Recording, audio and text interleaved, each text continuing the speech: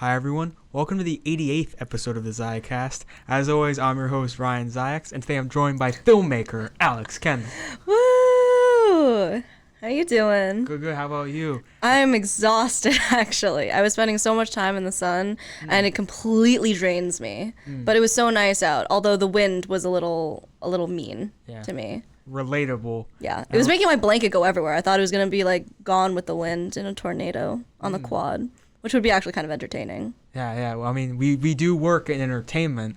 Oh, I see what you did there. Yeah. I'd like to shout out episode 31 guest Liam Chen for technical directing once again. Hello. Woo woo. Woo woo. We love Liam. So Alex, you know what we do here? I interview my friends, get to know them better, and I'm hyped to learn more about you. So how about you kick things off and tell us a bit about yourself? Ooh, okay. This makes me feel like I'm at an interview session with a potential internship. Tell me about myself. Well, okay. I'm currently in the master's program at Quinnipiac for cinematic production management, CPM for short.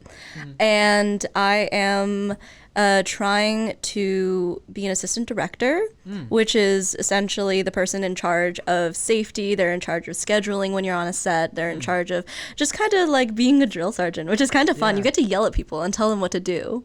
So it's very fitting if you don't already know my personality. I'm kidding. I'm actually so sweet. But yeah, so I'm in the CPM program.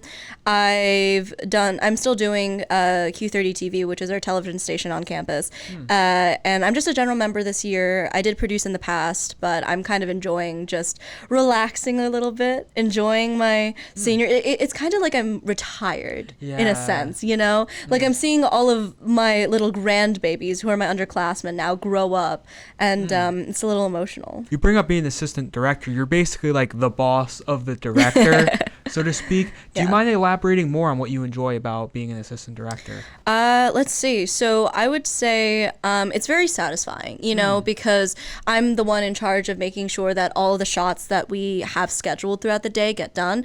And I have to make sure that everything is done in an orderly, safe manner in order to make sure that the film that we want to do is produced at the correct end time that we want.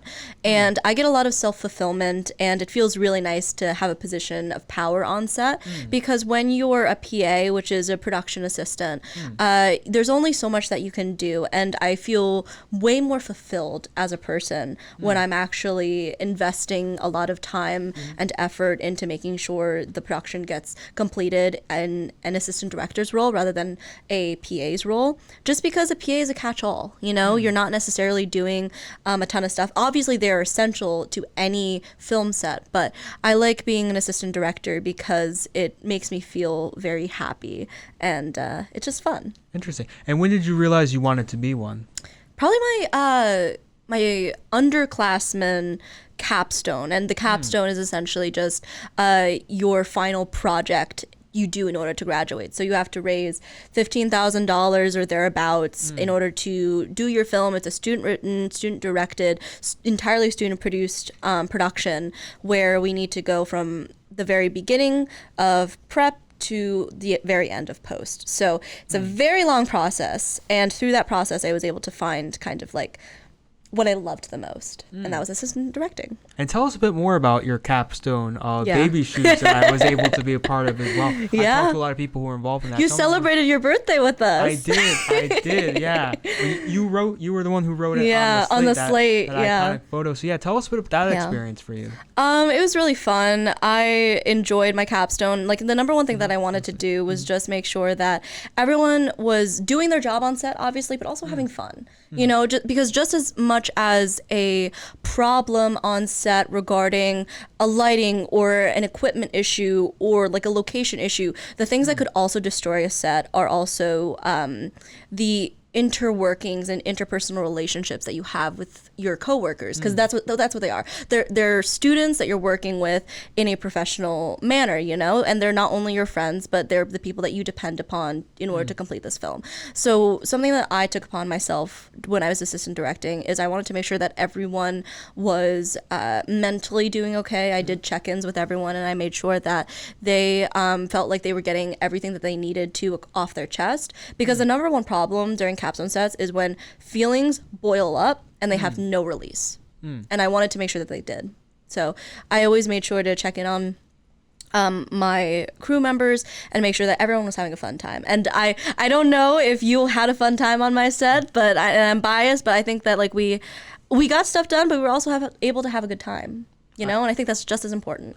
I second that, and I think you said like, oh, like trying to keep everyone on the same page for a capstone group. That kind of just extends into like any project, truly. And absolutely. But with a capstone, it's more interesting because you're working with your friends too, and you kind of like are able to sort of kind of pick your own groups too. So like, how was that like working with your friends on this high stakes project? Yeah, I think. Actually, let's get into some little tidbits. So when I first started doing prep for a capstone, I actually didn't PA on any of the capstone sets that were coming into production at the time. I was an underclassman, and I really wish I did because it would have been so helpful. But it made me think about it because some of my friends were PAing, and I asked my direct roommate Haley Ruccio. Well, not direct roommate. She wasn't my direct roommate. My suite mate Haley Ruccio, and I was like, "Hey, bestie, do you want to do our capstone together?" And she was like, "No, I don't want to do my capstone with you." And initially, I was like, "Oh, you hate me." Like, you actually secretly hate me. No. Betrayal. No, it was. And, like, I literally had, like, nightmares because eventually it was just, like, a deliberation of, like, she needed some time to think about it. And she ended up saying no to me, which, in hindsight, is the best thing that she could have done. Best thing she could have done. Because what I struggled to understand was that you really shouldn't do a high intense, high importance project like that with people that you really, really are close with and that you really, really love. Because when things hit the fan, you're not going to want to have to go home to the same suite and bring work home. It's kind of in the same way where you don't necessarily want to do the same job as your partner. Yeah. And it's kind of making sure that you keep that separation of separating your work and your home life, because capstone is a high intense, extremely stressful situation. And I think Haley was able to process that more than I was at the time. And not long after, I actually ended up finding my baby shoes group. I got scouted, and then I brought in like 2-3 other members, and then we were off to the races. And I dare say that my group was probably the least problematic of all the capstones of my year. And by problematic, I don't mean anything too crazy. I just mean like the things that naturally come up when you're working on a film set. Yeah, and a lot of things that happen in life that seem bad at first end up being like blessings in disguise, like you not working with Haley and having that like work-life balance separation. And I feel like that's very telling for people who are like want to go into a big project with their friends, not realizing the potential. Especially if it doesn't end well. Like some capstone groups don't speak to each other after the capstone ends. And I'm like, I don't know how to feel about that because you get so close and you're so in such a creatively intimate situation with each other, and then you just go completely nonverbal, like not nonverbal, but like no contact afterwards, which is really hard because you're burning bridges before you even get into the industry, which is unfortunate. But when you understand like both sides, because like that happened to a few capstone groups, but when you understand both sides, you can it makes sense. But I think it's unfortunate. There's always both sides to every argument, and especially you bringing up burning bridges in an industry that's like connection based, essentially. It is almost entirely connection based, which I understand, but I hate it so much because there's a lot of making friends and things like that in terms of like, instead of your resume speaking for you all of the time. But however, you've been able to build quite the resume doing a lot of things like the aforementioned Q30. So you actually were the executive or co-executive producer of a entertainment news show called #that, so kind of like e-news book, Quinnipiac. Do you mind telling us about your experience doing that? Yeah, I will absolutely say that producing #, because I was a general member, then I worked my way up to associate producer, and then I worked my way up to executive producer. And some people skip from general member to executive producer, and I just never wanted to do that because I wanted the experience of being an associate producer before I went all the way up the ladder. I very much, and like, I don't know how a lot of people feel about this, but I'm very much like working my way up the ladder in a sense when it comes to anything, just because I feel like if you're at the very top of an organization, you should know how like the grunt does their job. I think that's equally important. So I think because I did that in such a manner, I knew everything, like all the problems I would want to address as executive producer. And so I was able to make those changes, and I was able to employ better quality decisions to increase the value of the show. And at the end of the day, that's what I wanted to do. I wanted to increase the value and also increase the ability for other people to join. Because when I was first joining Q30, I very much did not feel like I belonged. And I actually mentioned this because I recently did my final show for hashtag, which was very emotional, but it was a beautiful send-off. And I was basically just saying that when I first got to Q30, I didn't feel like I belonged. I was in newscast first. I didn't even join entertainment because I was like, I'm not an entertainer. I don't have that kind of personality. So when I became an executive producer, I wanted to be able to make sure that anyone, no matter their major or their background, felt comfortable in hashtag. And so similar to my Capstone group, it was creating an environment where people were able to feel happy and satisfied, but also be able to have a good enough production value that they could go as far as they want with the work that they do for hashtag, because hashtag is a lot of work, you know. But at the end of the day, it's one of the reasons why I got some of my internships. And I am very thankful for the work that I did at hashtag, because regardless of the actual end product, let's say, when you say that you're an executive producer for a show, it turns heads. So I'm really happy that I did executive producing. It was an incredible experience. I worked with incredible people, and I learned so much, especially when it came to editing. Yeah, and I really like what you talk about, like the perspective of going from general member to associate producer to executive producer, because you kind of see, like, kind of like what you mentioned, how the show builds up. And I think it's easier as an executive producer and as a leader to like step into somebody else's shoes, and it would be easier to do that if you know what they're doing. Did that kind of help you feel, being an executive producer? Oh, absolutely. You know, because when you're a general member, you go into the perspective that this is a cool club. I'd like to do this on my free time. I'd like to get some more experience outside of the classroom with like the skills that I want to build upon, but specifically focusing on the things that I want to do. So for example, one of the things that I covered with, again, one of my suite mates, Haley Ruccio at the time, we covered stuff like the video game awards that were going on. Like we did a package on that, which is just like a 2-3 minute short video of where we're talking about a topic that we are interested in. And of course it has to be entertainment related. So it's video game awards or shows that we're into or Easter eggs. And they're kind of similar to topics you'd find out on YouTube, but like we put our own spin on it, of course.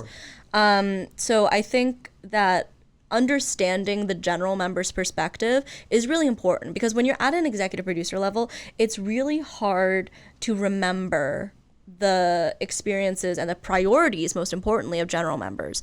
They're not going to want to dedicate an entire day to editing, to shooting, to preparing a script. It's a lot. It takes so much time. And when I go into this kind of stuff, I usually say that, for example, going on air is going to be a lot easier than editing a package. Editing a package might seem like the easier way to get into hashtag, which honestly is debatable, because they're both great options, being on air or editing a package.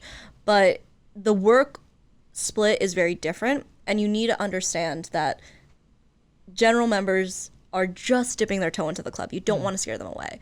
So when being an EP, you need to understand the balance of that, and to try and find how you can make sure the quality that they would be producing matches the quality that you set as the standard for everything else, in addition to making sure that it's not too much that they'll run away, because you want to make sure your club stays alive. And that's really great to like assess people's like commitment levels in that way. So of course, like a producer, AP, EP will have more of a commitment to the club than a general member, and then maybe those general members end up really liking it and then end up going on the path you did to becoming a producer, and then finding all of this value from the club. And I, of course, had your co-EP, Liz Ippolito, on here, living like Liz. So I'd like to ask you if you have any favorite memory from working on hashtag, if you can point to one or two, or however many you'd want to share. Yeah, that's a hard question, honestly, because there's so many. My because I was on 2 producing staffs as an associate and as an executive. So I've seen a lot of people come and go from associate and equally as much as an executive. So it's hard to say, but I think one of my favorite memories, it was just when I had to haul down a mini fridge from my dorm, because I lived at the time I lived up on York Hill, which is separate from the main campus. So I had to bring quick tangent, I won a mini Coca-Cola mini fridge. It was probably like about this big. Wow. And I got it from an event on campus, and I never used it, because like I had like a normal mini fridge and I had like my average fridge, which is in my dorm at the time. So I was like, okay. And the reason why I needed to bring it down was because we were doing a taste test of this new drink. I think it was from Dunkin'. It was the Charlie D'Amelio like cold foam drink. And it was the Ice Spice. I don't know. Or was that a different occasion? Was Ice Spice a different occasion? Very well could have been. But I think it was a Charlie D'Amelio cold foam drink from Dunkin'. Was this when you were an EP or an AP? This was EP, I think, maybe. Was it Poppins and Marcus on It was. They were on desk. I think it was the Ice Spice drink, but I could be wrong. No, honestly, it was somebody who you would never expect to have a drink from Dunkin'. No, and I heard that it was like jacked up on sugar. Oh, yeah. It was so sugary. But we needed to get like, I don't know how much your show knows about our set at Q30, but this at the time, it was a brand new glass desk. It's a very nice quality. It's a great desk, but they are so persnickety about what can actually go on the desk. It's basically like your iPads that we use to keep up with the current show, and then maybe that's it. But in order for us to get the drinks on the desk, I needed to bring coasters from my house, and I needed to bring the drink fridge with me. So I hauled both of those items all the way down from York Hill to the suite in order to prepare for that. And I thought it was just so funny because I'm just walking around with this gigantic mini drink mini cooler fridge, whatever, and plopping it into the media suite. And I don't have an explanation for people who ask me and stop me and say, why are you hauling a Coca-Cola mini fridge across campus? And I'm like, don't worry about it. But I think that's definitely was a funny adventure. And then also just during our post-show meetings, Marcus, who was a associate producer at the time, would always write funny stuff on the board before AJ, who was the production manager at the time, and Ryan Agnello, who was the entertainment director at the time, came in, and then they would just sit down and they would have stuff pointing at them, but they weren't able to see it because it was behind them. So I think just like the tiny stuff, you know, it's just a lot of stuff that piles up, and also our themed shows. Yeah, I really liked those. Like Christmas, we would all dress up.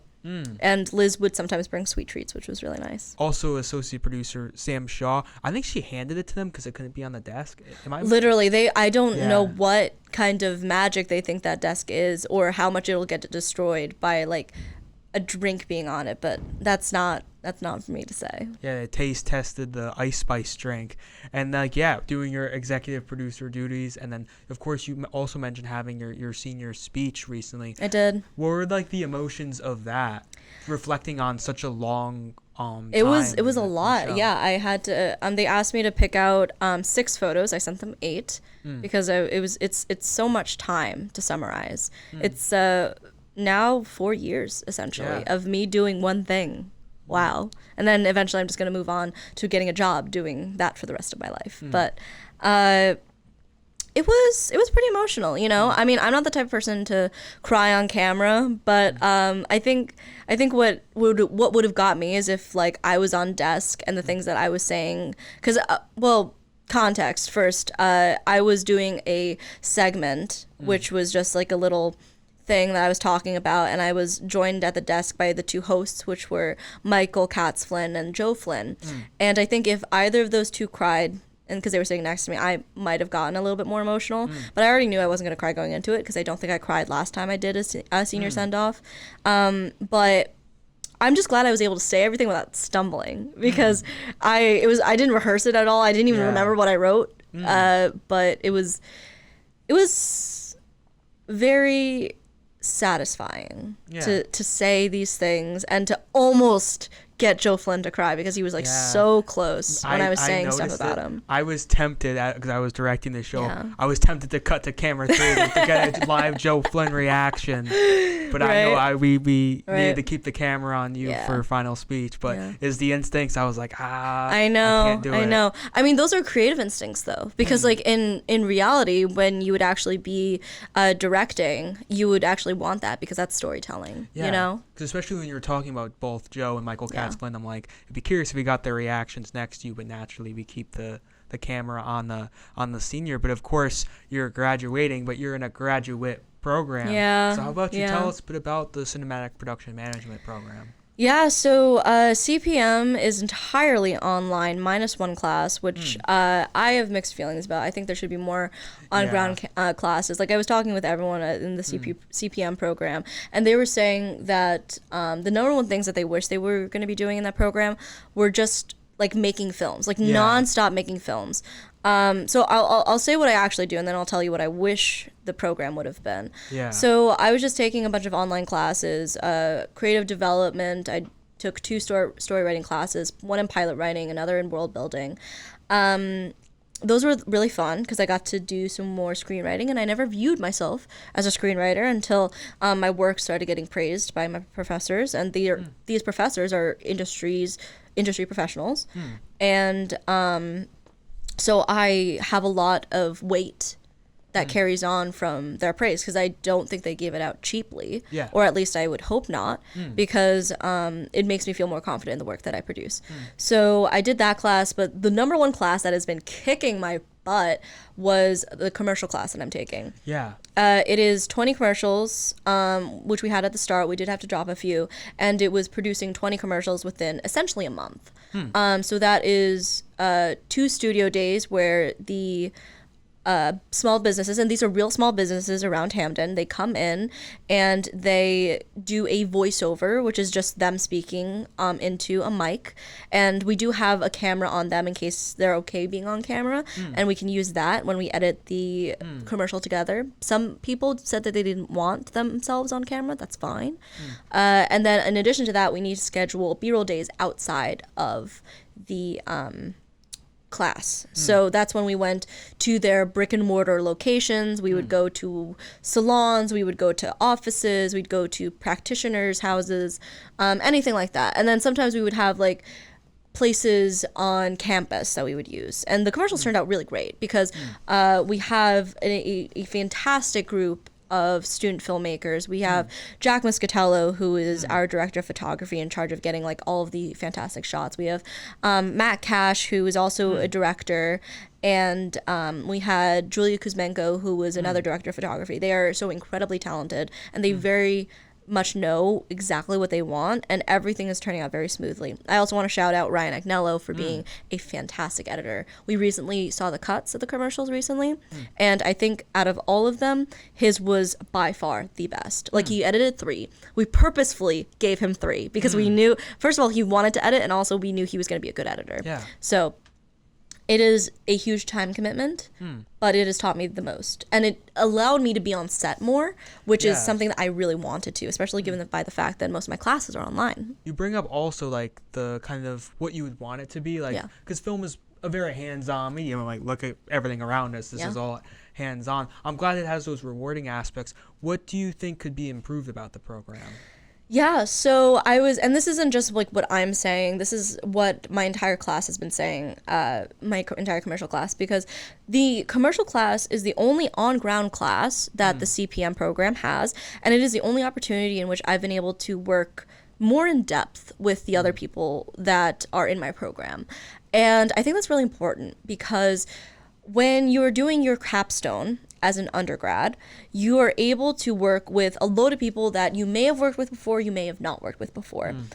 But either way, you get experience working with these people and you know their skill sets. Yeah. You know what they're good at, you know what they struggle with, you know how they act in a professional environment.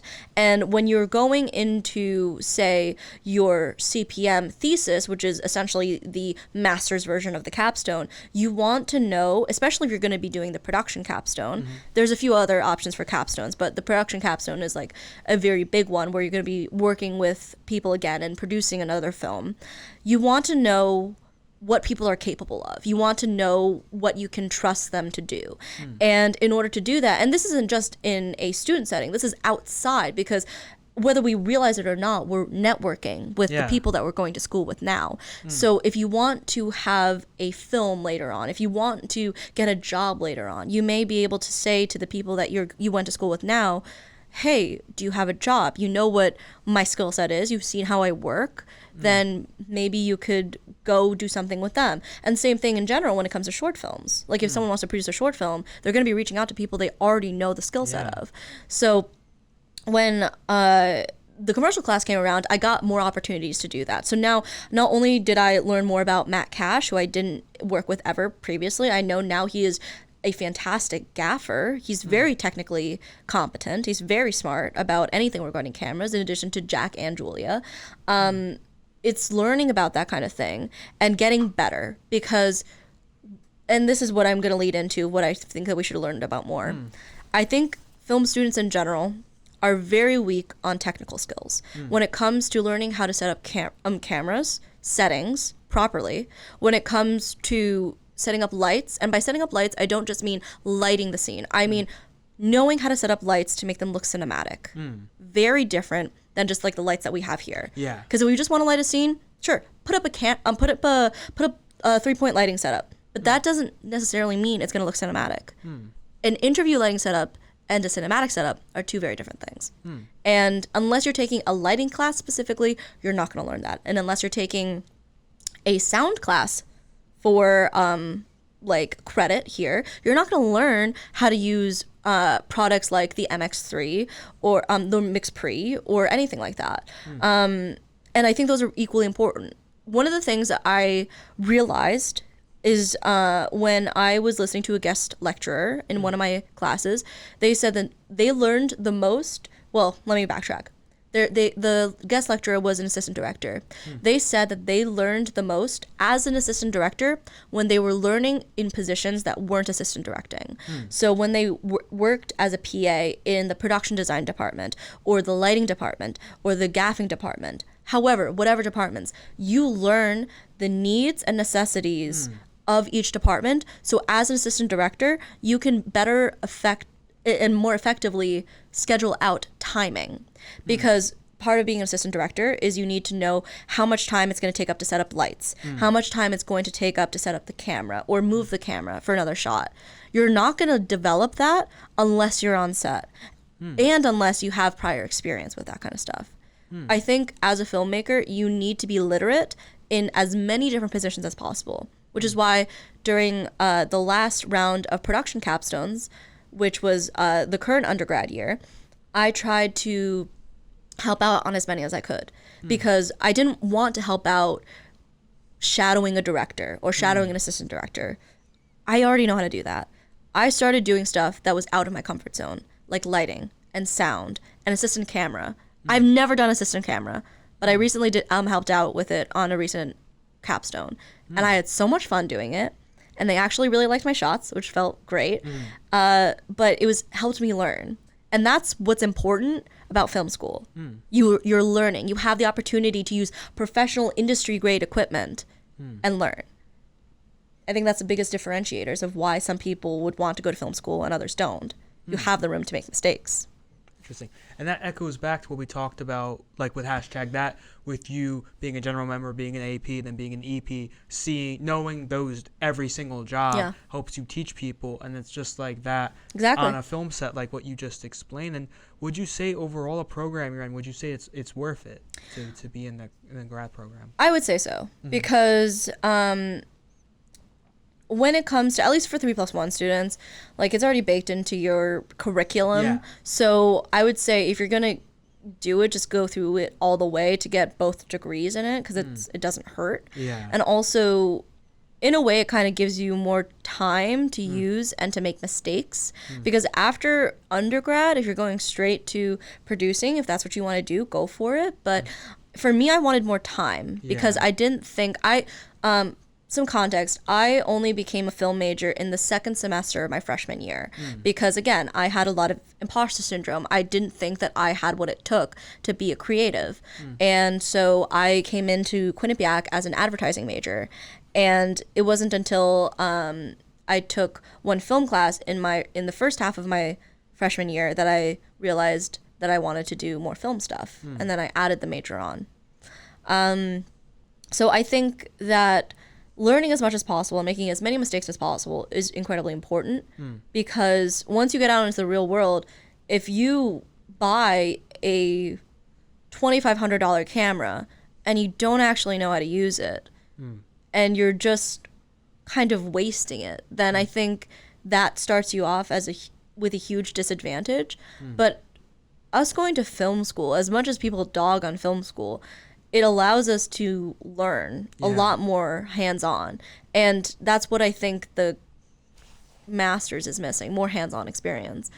I was talking to, and I kept saying this, but now I'll get to it, but I was talking to a few of the other master's students, and they were saying that we wished that we could function more like a production house rather than just taking independent classes. Like everyone who had specific interests would just go fully dive deep into them. So if you're interested in camera, all the students who would be interested in camera would be in like the camera department. And then all the students who would be an assistant director would be in the assistant director department. And in the entirety of the master's year, you would just be doing short films, just like continuous short films. And we would all be just like either signing up for them or doing them, and we would just like be doing them continuously, having like as much on-set practice as possible. Because again, I was talking to some other people and we were saying that you should not be learning how to do something for your capstone set on your capstone set. Like if you don't know how to set up a light and you're the lighting gaffer on the capstone set, that's a problem. You should have to take a class prior to your capstone in order to be able to be the gaffer. And I know that some people don't necessarily want to be the gaffer when they first get into capstone. Like that's not necessarily a choice that they have. But there's just a huge gap when it comes to learning and education for our school when it comes to preparing for your capstone and then actually doing the capstone. Because for all the film classes I was taking, I did maybe like 1 or 2 actual videos for my classes. I did maybe like a shoe commercial and I did a music video. And that was it. I wasn't learning about how to actually set up like really proper industry cameras, like really good Sonys. Or I wasn't learning how to do good cinematic lighting. And we barely used any crazy sound setups. Maybe we had lavs, but other than that, it was entirely different. And then you go from 0 to 100 for your capstone set. So interesting. And you also brought up like people dogging on film school. The examples they always use is like, oh well, Quentin Tarantino or Christopher Nolan didn't go to film school. Like, are you Christopher Nolan or Quentin Tarantino? Like I never like understand that when kind of like you said, getting that hands-on experience and of course making mistakes in school before you get to a professional set. Like you brought up like buying a camera, but even like on a professional set making a mistake and the ramifications that can have. And I also really like you bringing up how you wish that people kind of in their own departments, like even think of like a screenwriter, like having even a screenwriter's room to put together those short films. I think could be really, really helpful. And what would be really helpful for this episode is to continue to learn more about you, Alex. So how about you tell us some things people might not know about you, like fun facts? Fun facts. Let's see. That's a good question. I don't necessarily think that I'm I have a lot of fun facts to me. But the good news is that here's a fun fact. I was an orientation leader. And as an orientation leader, I needed to quiz people on fun facts. Literally, another fun fact about me being an orientation leader is the very first thing that we do when we get our students is we get this baggie. I don't know if you guys remember during your orientation sessions, we do this Jolly Rancher activity. And everyone, we don't tell them anything, but we all hand out Jolly Ranchers. And we let them pick whatever Jolly Rancher they want. But before they can eat it, we need to say like however many letters are in the Jolly Rancher that you picked are the amount of fun facts you have to share. My favorite was whenever someone picked watermelon or blue raspberry, because then they needed to share like a shit ton of facts, which was really funny. But anyways, continuing on, I was an orientation leader. Oh, here is a fun fact, because I did have to participate in the Jolly Rancher activity to make people feel not as on the spot. I hiked the Sleeping Giant in heels. Really? Purely because I was very stubborn about it. Was it because my friend told me I couldn't, and then so I did. I was gonna ask if you were at like an event and then you got pulled to do that. I don't remember, but I was with one of my friends, John. He's my childhood friend. We've followed each other since like elementary school, essentially, all the way up to college. It's like he's stalking me or something. I met up with him, and we were just gonna like do like a casual walk around the Giant because I must have been coming from something, but like I had heels on, and then we ended up doing like the worst path. It was literally like an incline straight up, and he was like, we can turn around, and I was like, no, I'm here now, so I'm going to keep climbing, and then we climbed all the way to the top. And then I was like, I hated all of this, but it makes for a great story. Taught you persistence. Yeah. Oh, another, let's see. Another fun fact, I guess. I'm adopted. I'm from China. I was adopted by two lovely white American people, Italians, and a Jew. So that's another thing. Let's see. Oh, I was left behind in a foreign country one time, which is a not so fun fact, but I think it's kind of funny. Another thing. Oh, I could just no offense, but I feel like you can't drop that on this and then not give some deets. Like what?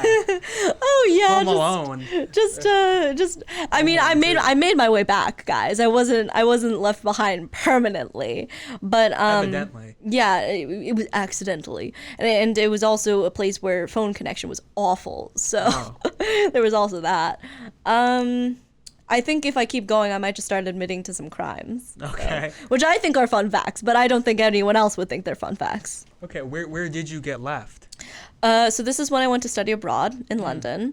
Okay. I went to a castle. I don't remember which castle it was, but it was like an hour away from the city of where we were, and I was with my travel group. I think it must have been like the royal residences for the royal family, and so mind you, this is a super busy tourist location. This is an area where the rooms themselves are relatively big, so a lot of people can go through them at one point in time. And I was kind of just like speeding through these rooms because I'm the kind of tourist that are just like, oh yeah, that's nice, okay, keep going. And so I'm just like walking through, and then I completely lose the people that I'm with. And we all have horrible phone reception, so I'm waiting outside the castle for, I want to say maybe like 15-20 minutes, and they're not coming out. And so I loop back around to see if they came out through a different area, and I am not able to get any of my text messages sent through. And then I loop back around and I wait some more, and then I finally get a text message from them, and they said, we're on the train ride back. And I'm like, and mind you, this is like, I don't want to say it's like country, but like it's close to the countryside-ish. And so the good news is that the way that my travel group worked things out is that we got a round-trip ticket, so I could go back at any point in time, and I knew the station I needed to get back at. Also, I had my phone. And once I got to a Wi-Fi area, I was able to get a map going. But for initially, I was like, oh, that's great. I was forgotten. Fantastic. And then I ended up shopping and then taking the train all the way to a different part of town with my lucky ticket, and I went to the Lego store, and I kind of just had a fun day by myself. Nice. So it ended up working out. You made the most of it. I did. I'm sure on the train they probably had like the Home Alone 2 moment where it's like, hand this to Kevin, Yeah, hand this to Alex, hand this to Alex. Alex isn't here. Alex isn't here. Yeah. No, literally, which is like it was a very not so funny experience at the time, but I'm also like, when that happens, I'm like, it's fine. Oh, I will say though, the most horrific things that you think are happening at the moment sometimes have a silver lining, because one time I was in a car accident when I was in LA, and I actually ended up meeting someone who works for Marvel. Really? And yes, he was a lovely Brit. Oh. And we were chatting up a storm on the bus until it broke down. Actually, no, this was after it broke down. And then we were just like talking, and he just said that like he worked for Marvel, and then he worked on Eternals, and he actually worked on a few episodes of The Last of Us season 2 recently. Wow. I know, which is crazy. And I never would have met him if I didn't go to that the same event that we were going to go to, and we never got on the same bus, and the bus never broke down because we never would have started chatting. Yeah, and you never know where you'll network and make It's crazy. Easy. It's crazy. Or either, I should say. I actually, when I was in LA, that happened more than once, where I was in line waiting for an event to start, and then I was just chatting because I was like the only person there. And, well, not the only person there, but the only person there of my travel group who was in LA. And I would just start chatting with people randomly. And then I met someone else who was an intern for Marvel. And, they both worked for Marvel, now that I think about it. They did. And maybe it's a sign. I don't know. Maybe. And the girl that I met who was an intern for Marvel essentially got free tickets to Disney. So she invited me to Disney. Nice. And then I had a free ticket to Universal. So I invited her to Universal. Oh. Yeah. And they're both great, really cool people outside of just like having probably adding them to my network, but it's I don't know, it's kind of weird networking. It's kind of just like incentivizing friendships, which is a little kind of moving onwards. Like to ask you from that really interesting topic, what's one thing you love, one thing you strongly dislike? About what? Just life in general. Something I love about life, or it's like one thing you love, one thing you strongly dislike. So like, okay, anything you like in life, and then like even like a pet peeve. Okay, going back to my orientation leader roots, because we had similar questions like this.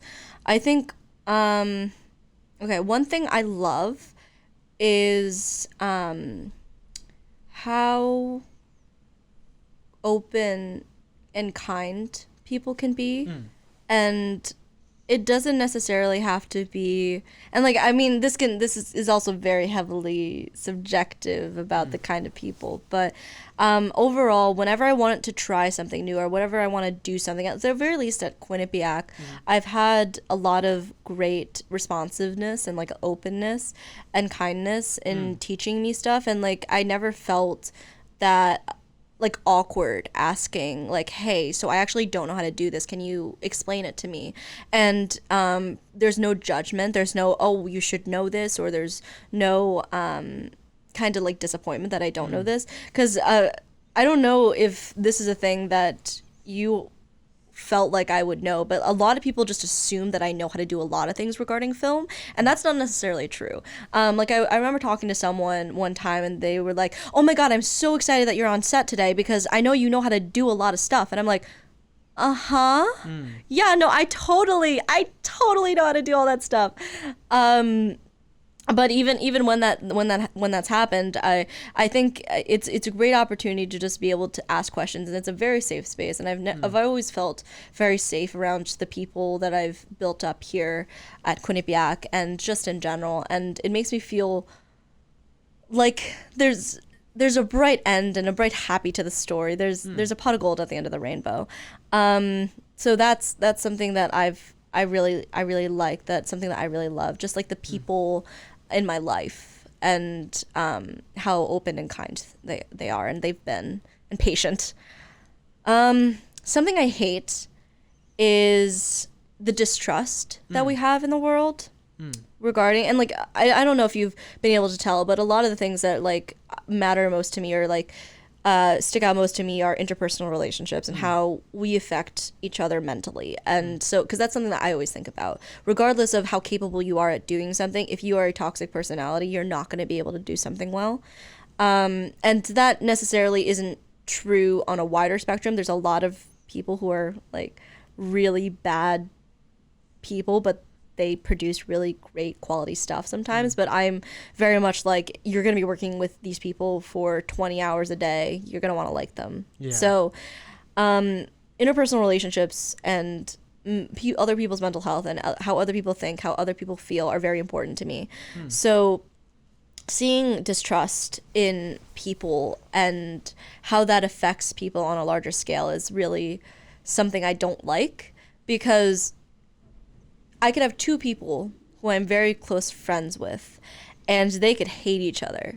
And the reasons for hating each other, sometimes they're reasonable, sometimes they're just like ridiculous. But because they don't talk to, I guess it's more like miscommunication or misinformation, which I also don't like.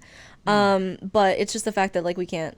I'm gonna change it. Miscommunication and like distrust. It's like they kind of go hand in. Yeah, well, kind of. Yeah. So I think those two things I really don't like, because it just creates a lack of empathy around people, and I think that's unfortunate. And empathy is so present in art and in film. So you like kind people, you dislike people who aren't trustworthy. Let's continue to build trust. Let me ask you, what are some of your hopes and dreams professionally or in general? Hopes and dreams professionally. I want to, okay, so I guess professionally, I would love to be in TV. I think that's a really fun place to be in, but I am also like open to anything that's been willing to give me a job. Yeah. But I would love to do stuff for HBO Max. I love that company. I love everything that they produce. I think all the TV shows that they produce are great. So if I could do anything for Max, I would do that. But I'm also going to be brutally honest. If I didn't have societal pressures on me and I was able to do whatever I wanted, I'd probably just want to low-key also just open a cafe or a flower shop. You always could. Yeah, like I don't know. I think like the simple things. I'm not a very high maintenance person. I have hopes and dreams because I feel like that's what's expected out of me after going through college. But I would also probably find satisfaction through doing just a silly job. As long as I'm happy, I think that's all I want in the future. And and if I can make other people happy and bring others up, that's also a big part of my personality. Making sure that if I'm successful, I'm bringing all the other people who I think deserve it also up with me, which is also something that I want to do with hashtag, but yeah, I digress. Very powerful. And now let's bring up your favorite movies. Oh, God. Some of your favorites. Yeah, so I may be a film major, but I'm not like a huge film snob where I know like, oh, I watched this movie because it is the essence of it is amazing. I like The Greatest Showman. I like How to Train Your Dragon. I think those are my favorites. The soundtracks are amazing. I also love the music. I really love music. So when I see a movie doing great with that, I get very much attached. I think when I'm watching a film that is very much about human connection and how we interact with each other, that's what gets me. So yes, Hiccup's interactions with Toothless absolutely grip my soul. But I also really like The Sixth Sense because I love the plot twist. I think it's great. Yeah, one of the all-timers. And this was a great episode of the Zicast, Alex. Thank you. Thank you so much for coming on. Do you have any motivational words or plugs or anything you'd like to leave the audience with? Let's see. There's so much time in your life that's going to be dedicated to work. Make sure that you have fun. Make sure that you travel when you're young, because I guarantee you when you get older, you're not going to want to hike up that mountain. Yep. You're not going to want to fall out of that plane skydiving. Money comes back. Do the things that you want to do now, because you're not always going to have your friends around you in the same way that they are now. That's very, very poignant and very inspiring, which builds onto like everything you talked about here. You explained what you do in film, what you want out of film so well. And it's always fun to be around you, Alex. You always have It's always fun to be around you too, Zach. Zayax. Thank you. And you've greatly inspired me because you've been running hashtag when I first arrived at Quinnipiac, and you've always been a part of so many friend groups or things I'm a part of. So yeah, thank you for everything, Alex, and thank you for coming on. Thank you for having me. Of course. And as always, this is Ryan Zicast with the Zicast, where everyone has a story, signing off. Thank you so much for watching.